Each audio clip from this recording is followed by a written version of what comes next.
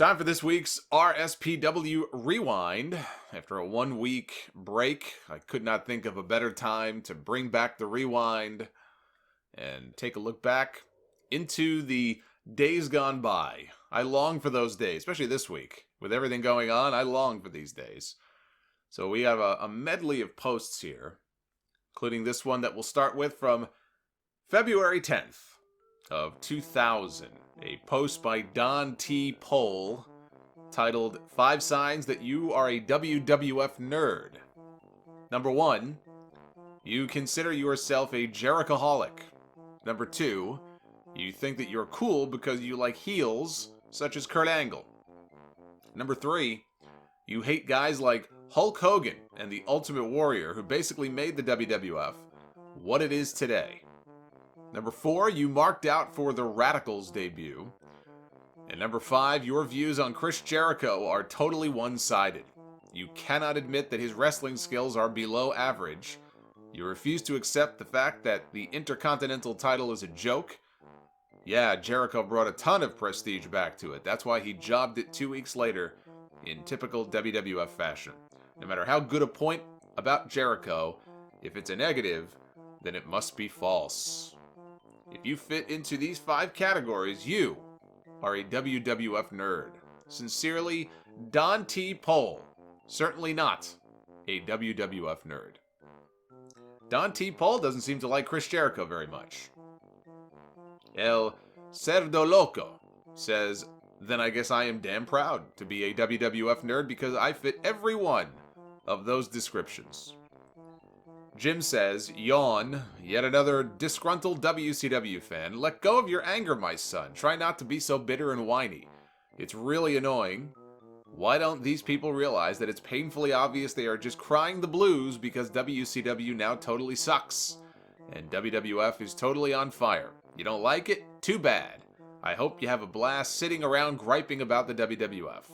It's not going to do anything to change anyone's opinions. Just makes you look like a crybaby.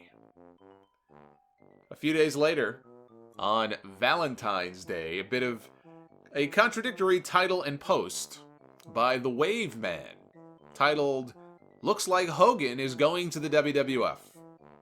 But then in his post, he says Hogan would never go to the WWF because at best he would be 4th or 5th in the promotion. Triple H, Kane, Mick Foley, The Rock, Big Show, Undertaker, Rikishi are all ahead of him. Even without Foley and Undertaker, it's still 5 guys that would be ahead of Hogan. And Vince McMahon would never give Hogan the power he would want to control his destiny. At the end of this WCW run, I think Hogan is done with pro wrestling for good.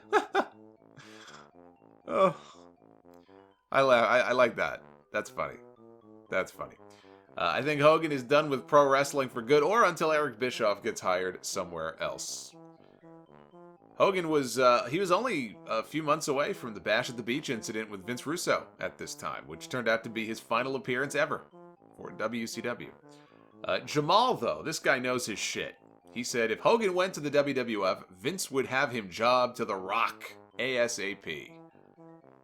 Over 2 years before it happened. Never forget that Jamal predicted it on RSPW. February 27th, 2000, the night of the title versus career Hell in a Cell match between Triple H and Cactus Jack at No Way Out. We hear from Derek Smalls, who is very, and I do mean very, upset over the finish of that match, which saw Foley lose again to Triple H, back-to-back months, and he was forced to retire until he unretired a few weeks later, just in time for WrestleMania, with a crappy haircut that he got, thinking that he really was retired. Mick Foley had every intention of being retired, so he got a haircut. His hair was cut short, it was curly, and then they called him on the phone and said, we want you back for WrestleMania. This post should come with a TVMA label. I'm warning you right now. If you are allergic to F-bombs, you're not going to like Derek's post. He says, I'm absolutely disgusted. That was the most disgusting pile of dog shit that I have ever seen spewed on my television set. The classy thing to do, no, the fucking right thing to do, would have been to have Foley win the belt, headline WrestleMania, and retire on top. Foley has given more to wrestling than anyone, and this bullshit is absolutely disgraceful. I don't care what kind of fucked up rationale is behind this, but it's just fucking wrong. All I can say is that Vince had better be fucking back on Raw tomorrow night, or order a fucking rematch tomorrow, or at WrestleMania, and spare us the abomination of a Triple H versus Big Show main event. I marked out like a son of a bitch when I heard No Chance in Hell startup, only to be force-fed that bullshit pig fucker, Shane McMahon. I'm really pissed off right now, and I'm going to go log off and kick the shit out of Triple H with Cactus Jack on my WrestleMania 2K for about 3 hours in a hardcore pin-only match. I'm unbelievably pissed and disgusted by this pay-per-view. What could have been the best pay-per-view in a year turns out to be the biggest fucking dog turd I have ever seen. Let's run down the list of atrocities committed tonight. Kurt fucking Angle is the European champion and the Intercontinental champion, and I thought China was bad. The Dudleys are the tag team champions. I knew I would be worried after that because I have never seen a pay-per-view where every title changes hands. Although I'm more pissed about the fact that I really don't want anyone, or I did not want anyone, to win that match, he says. Who did the Dudleys face on that show anyway to win the belt? Was it the Outlaws? I think it was the New Age Outlaws. Mark Henry and Viscera put on a 6-minute suckfest. At least I didn't have to look at Mae Young's saggy tits again. And that didn't even deserve to be on WWF Metal or Jacked. The Hardys jobbed to Edge and Christian and were forced into what will undoubtedly be an insufferable angle prominently featuring Terry. I'm not even going to dignify that disgrace that featured the Big Boss Man and Taz. X-Pac, that natty little fuck, gets a win over Kane, which means this god-awful feud will stretch on even longer. Rikishi stuffs Benoit's face between his ass cheeks. I just hope Benoit got a big fat fucking bonus for that shit. The Big Slow gets a one-way ticket to WrestleMania's main event via Shane McMahon, in what must have been one of the sloppiest matches and convoluted finishes that I have ever seen. And in the biggest disgrace of all, Mick Foley takes the dive and puts over Triple H again. That was fucking wrong. Nobody has given of himself to pro wrestling the way that Mick Foley has, and to book an ending like that, as well as classlessly trying to recreate, albeit badly, Mick's fall through the cage in 1998 is just fucking bullshit. I will admit that in most of the matches there was some good action, probably all around the best work pay-per-view in years. But we get to, and by the way, from reading the description I just gave you of what he thought of most of the matches, I don't see how you could come away from that thinking that this person thought it was one of the best pay-per-views in years, so that's a little odd. But anyway, he says, but we get delivered a bunch of shitty endings and a total lack of respect towards Mick Foley. I feel like I'm 5 years old again and just watched my favorite wrestler get cheated. My heart literally sank. I don't think he understands the meaning of that word. My heart literally sank as I saw Mick do the job. I could almost hear my heart splash into my stomach. I know these rants are irrational, and I'll say that I was an idiot for posting this tomorrow morning, but I am pissed. Mick should not have to go out like that. Vince had better return tomorrow and rectify this shit, because if not, we'll have the shittiest WrestleMania main event since Sid against The Undertaker. Mick deserves to headline WrestleMania more than anyone else in wrestling. To deny him the right to go out on top after all that he has given is fucking wrong, and there is no excuse for it. Signed, Derek Smalls, a severely pissed off Mick Foley superfan. Derek must have been a very happy man just a few weeks later. Mick Foley did get his WrestleMania main event, although he probably wishes he didn't after he missed that cactus elbow onto the announce desk. Came up just a little bit short on that diving elbow. Love Bun and Marla responded to Derek, "You have horrible fucking language and you are getting reported to your ISP. Are you 38 years old and still live with your mom in the same room you grew up in with the same Masters of the Universe posters on your wall? In the same bed with your Transformer bed sheets and your Max Headroom nightlight sleeping next to your trusty Nightbite? Well, get your lazy punk ass up and get yourself a fucking job, you pitiful loser." Evil Big Josh says, "If you're such a super fan of Mick Foley, you would know that he's been wanting to retire for months, you idiot. You selfish, greedy, bloodlusting WWF fan. You'd rather see Foley kill himself one more time for you at WrestleMania 2000 than live a happy retirement with his wife and kids. You make me vomit from your selfishness and your sheer markdom. And Dojo818 says, winning the belt and retiring as champion would be the stupidest business move in the world. Mick Foley has given his all, and I know Mick would not want or would not have wanted it to end like that. This is a business. No one retires with the belt. No individual wrestler is above this business no matter how great they are. Mick would not have wanted to go out any other way. Pass the torch to the best heel in the industry today. That is a man of respect.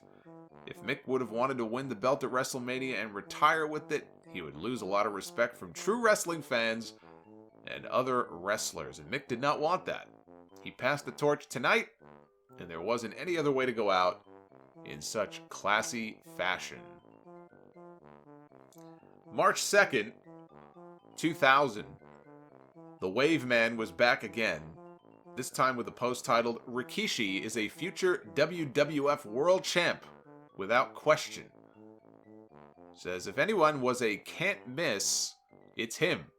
He's over, he moves damn good in the ring for a big guy, he can sell, and as he just proved, he's not awful in the promo department either. And one thing that I loved was on Raw, he was thrown into the ropes and had a hard time running because of his, quote, ankle injury. You never ever see that. Ric Flair or whoever can break a guy's leg down all they want to, but if the person is thrown into the ropes, they're just fine. But Rikishi was limping and had a hard time doing it. That showed me a lot. And the first reply here says, Samoan SWAT team, need I say more? Rikishi is in the middle of his 15 minutes, according to my watch. They run out around June. The Flying Fuck is a bit more optimistic. Rikishi is certainly a future WWF champion. I truly believe that. The only thing that could hinder him would be injuries. Big men like him have a lot of trouble with their legs, historically. And finally, March 28th, 2000. Shooting Star Press 450 comes to us with a post titled, The build-up to this year's WrestleMania main event sucks. The way they're booking this main event makes it seem like the real main event is Vince versus Stephanie versus Shane versus Linda. The four wrestlers in the main event have been put on the back burner when they should be at the head of the storylines. Why haven't they built on Triple H ending Mick Foley's career? Or brought up the fact that The Rock had big-time feuds with both Foley and Triple H? Or built on Big Show's jealousy over The Rock? Why is Shane with Big Show, Vince with Rock, and Linda with Mick anyway? Why is Shane... Actually, I just said that. This has to be the worst build-up to a WrestleMania ever. At least poorly built main events like Austin Rock, Taker Sid, and Bret Yoko focused on the main players instead of the people behind the main players. Hold on a second. Oh, whoa. Back up a little bit here. Was that a common opinion back then that the first Austin Rock WrestleMania match, WrestleMania 15, had a poor build? I don't remember it that way. That's the first I'm hearing of this. I mean, it had the beer truck segment, for God's sake. For that alone, how can you say the build to that WrestleMania match was poor? I don't quite understand that. Andy Atkinson responds, well, let's look at how it all started. Royal Rumble, The Rock wins. Predictable. Have the number one face against the number one heel champion. But then they went with the story of Big Show actually winning, which in fact he probably did. No Way Out, Big Show gets the shot at the number one contender. Shane comes back to help Big Show win. Triple H ends Foley's career. Triple H against Show at WrestleMania, with Stephanie and Shane forming a, quote, union to keep The Rock out of the title picture.